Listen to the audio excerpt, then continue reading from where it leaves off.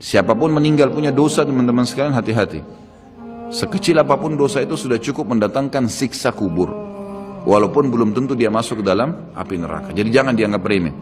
Makanya kisah yang masyhur berhubungan dengan masalah ini adalah kisah Uthman bin Affan radhiyallahu anhu yang pernah menziarahi kuburan lalu terisak-isak menangis seperti anak kecil.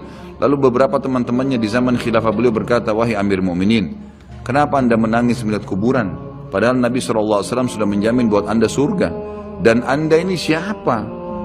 Terkenal anak mantunya Nabi SAW, ya, dapat jaminan surga. Nabi sebutkan lisannya langsung, Uthman di surga, dijamin. Bagaimana bisa anda menangis seperti ini?" Jawaban Uthman radhiyallahu anhu sangat bijak. Orang yang beriman dan berilmu punya jawaban yang tepat. Dia mengatakan, Rasulullah SAW menjamin buat saya surga, tapi tidak menjamin saya selamat dari siksa kubur. Dari mana jaminan saya disiksa dulu di kubur? Nanti saya masuk surga, betul. Tapi di kubur disiksa dulu karena masih ada dosa. Maka pemahaman yang dikeluarkan oleh para ulama tentang tadi saya bilang, dosa itu sekecil apapun sudah cukup untuk membuat adanya siksaan, gitu kan?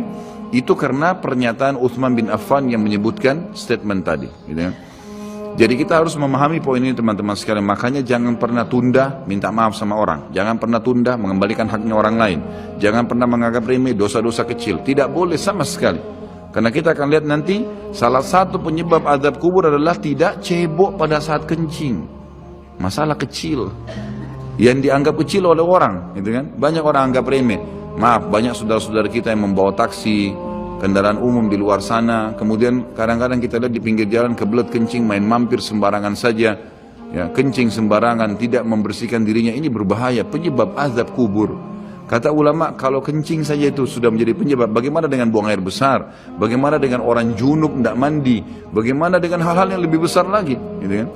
Karena memahami hukum-hukum syar'i seperti ini, kalau hal yang kecil saja dilarang, berarti hal yang besar lebih pantas untuk dilarang.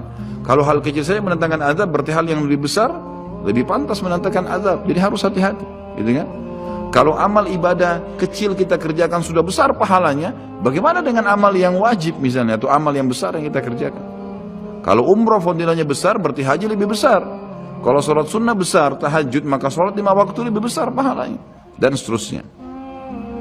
Jadi poin-poin ini dalam mukaddimah kita harus difahamin baik-baik, gitu kan?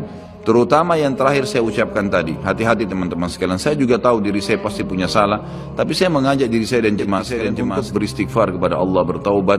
Jangan tunda pengembalian haknya orang lain, meminta maaf kalau punya kesalahan. Jangan tunda-tunda, jangan bilang nanti Idul Fitri baru saya minta maaf. Nggak ada perintah dalam agama seperti itu. Sebelum pejamkan mata nanti malam minta maaf.